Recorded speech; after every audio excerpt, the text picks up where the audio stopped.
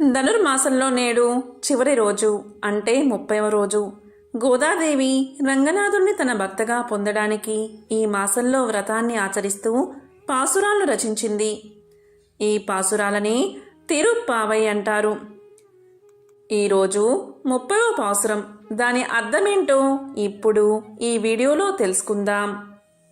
ఓడలు కల పాల సముద్రమును దేవతల కోసం మదించి వారికి అమృతాన్ని ప్రసాదించిన వాడును, బ్రహ్మ రుద్రాదులకు ప్రభువైనట్టి నారాయణుని చంద్రముఖులైన గోపికలు అలంకృతులై చేరి మంగళాశాసనము చేసి గోకులమునందు పరయ్యను వంకతో స్వామిని వీరు పొందగలిగారు. ఈ కైంకర్య విధమంతా అలంకారమైన శ్రీ విల్లిపుత్తూరులో అవతరించినట్టును తామరపూసల మాలలను ధరించిన విష్ణు చిత్తుల పుత్రిక అయిన గోదాదేవి సాయించింది.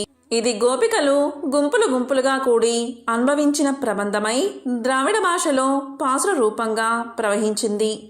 ఈ 30 పాసురాలను ఒక్కటిని కూడా విడవకుండా ఈ సంసారమున అనుసంధించువారు గొప్ప పర్వతం వలె ఉన్న 4 భుజములను ఆశ్రిత వాత్సల్యముచే ఎర్రబారిన కనుతోయి గల శ్రీముఖమును ఉభయ విభూది ఐశ్వర్యములందు గల శ్రీహపతి యొక్క సాటిలేని దివ్య కృపను పొంది బ్రహ్మానందంతో కూడిన వారై ఉండగలరు. శ్రీ గోదా రంగనాథుల అవాజ్య కృపచే ఈ తిరుప్పావై ద్రవిడ విద్య ప్రబంధమును తెలుగున శ్రీ సూక్తి మాలికగా ప్రవహింపచేసి పాడించుకున్న వారి దివ్య వాత్సల్యమునకు ఈ దాసుడు రంగనాథుడు ఆజన్మ కృతజ్ఞాంతలు ఘటిస్తున్నాడు. తిరుప్పావై 30వ రోజున సంక్రాంతి.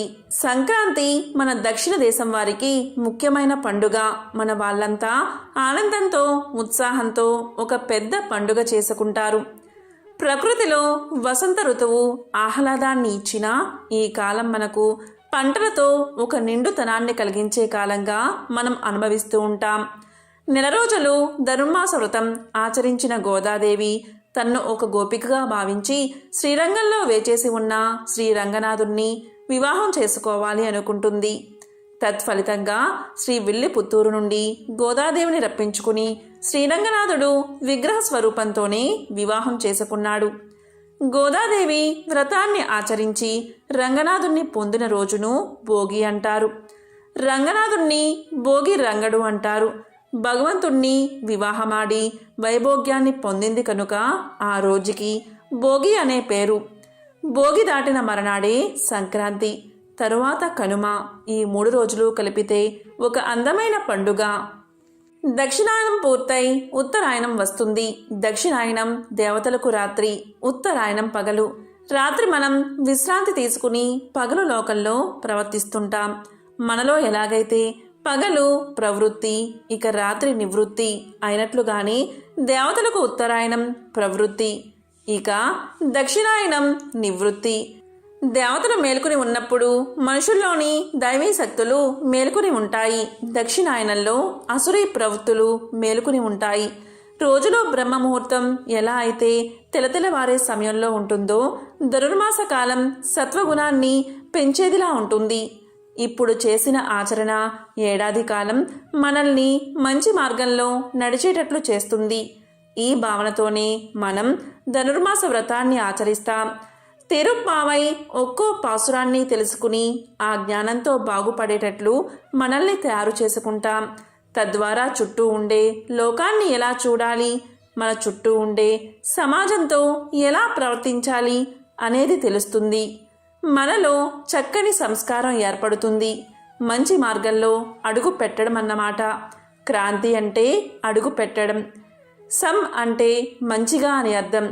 ఈ రకంగా మంచిగా బతకడానికి తీసుకున్న నిర్ణయం కాబట్టి అది సంక్రాంతి అయ్యింది. ఈరోజు పాసురం ఈ దివ్య ప్రబంధాన్ని రాసిందెవరు అని తెలిపే పాసురం. ఇక ఫలశ్రుతిని తెలుపుతుంది ఈ పాసురం. ఈ 30 పాసురాలను రోజూ చదవాలి. లేని పట్ల చివరి 2 తప్పనిసరి అనుసంధానం చెయ్యాలి. ద్వాపరంలో గోపికలు ఈ వ్రతాన్ని ఆచరించి కృష్ణుణ్ణి పొందారు. కలియుగంలో గోదాదేవి ఈ వ్రతాన్ని ఆచరించి రంగనాథుణ్ణి చేరింది. దేవలోక ఐశ్వర్యాన్ని వెలికి తీయడానికి పాల సముద్రంలో మందర పర్వతాన్ని వాసుకి అనే పాముతో దేవతలు అసురులు మైత్రితో చిలికారు. ఆనాడు స్వామి వారి మైత్రిని కాపాడడానికి ఎన్నో రూపాలు ధరించాడు. పర్వతం కిందకు పడిపోకుండా కూర్మంగా ఒక రూపం, పైన పర్వతం నిలిచి ఉండడానికి పైన ఒక రూపం, ఇటు దేవతలకు అటు అసురులకు బలాన్నిచ్చేలా మరో 2 రూపాలు ధరించాడు. కలిసి చేసే పనికి పరమాత్మ తనదిగా భావించి చేస్తాడని దానికి ఇది నిదర్శనం. అలా మనం కలిసి ఆచరించే తిరుప్పావాయికి ఫలితం ఆయన తప్పక ఇస్తాడు. అలా చిలికినందుకు అమృతానికి అమృతమైన అమ్మవారిని పొంది ఆయన మాధవుడయ్యాడు. అసలు సాగరమదనం స్వామి జరిపింది అమ్మను తన వద్దకి చేర్చుకోవడానికే అని ఆండాళ్ తల్లి మాధవనై అంటూ రహస్యం చెబుతుంది. భగవత్ కైంకర్య రూపమైన ఆభరణాలు కల ఆ గోపికలు చంద్రుడి వలె ప్రకాశించే ఆ శ్రీకృష్ణుడి దివ్య అనుగ్రహాన్ని పొందారు. భూమికి అలంకారమైన శ్రీ వెల్లి పుత్తూరులో చల్లటి తులసి మాలను ధరించి ఉన్న విష్ణుచిత్తుల వారి కూతురైన గోదాదేవి చెప్పిన ఈ పాటల మాల అయినా 30 పాటలను ఒక్కటి వదలకుండా చెప్పాలి. తిరుప్పావై ఒక మాలిక కదా, మాలలో ఏ ఒక్క రత్నం లేకుండా ఆ మాల అందం లేకుండా పోతుంది. మరియు ఈ తిరుప్పావై భగవంతుణ్ణి చేరే క్రమమైన మెట్ల మాదిరివి. ప్రతి మెట్టు అవసరం. వాత్సల్యమైన ఆ ముఖంతో ఉభయ విభూది అనే ఐశ్వర్యం కలనాథుడు ఆయన చల్లని చూపులు తిరుప్పావై చదివే వారిపై ఉంటాయి. 2 హస్తాలతో ఉన్న ఆయన 4 హస్తాలు చేసుకుని 4 పురుషార్థాలను ఇస్తాడు. అన్ని చోట్ల దివ్య అనుగ్రహాన్ని పొంది ఆచరించిన వారు ఆనందాన్ని అనుభవిస్తారు. పడవల కడలి చిలికెనోయి, లక్ష్మిని పొందే కేశవుడోయి, చంద్రవదనాల బామలోయి, సిరి సంపదలు పొందిరోయి, క్రమముగా పాడువారినోయి, కృష్ణుడు చల్లగా చూచునోయి, 2 చేతుల గోపాలుడోయి, 4 చేతుల కాచునోయి, తెమిల శ్రీ వెల్లి పుత్తూరునోయి, గోదా 30 పాడెనోయి, తులసీ దళమాలి శ్రీవారోయి, తామర బీజమాల వేసెనోయి, భోగి గోదా కళ్యాణమోయి, గోదాకి శుభమంగళమోయి. ఇదే తిరుప్పావై 30వ పాశ్రం యొక్క అర్థం. ఓం నమో నారాయణాయ.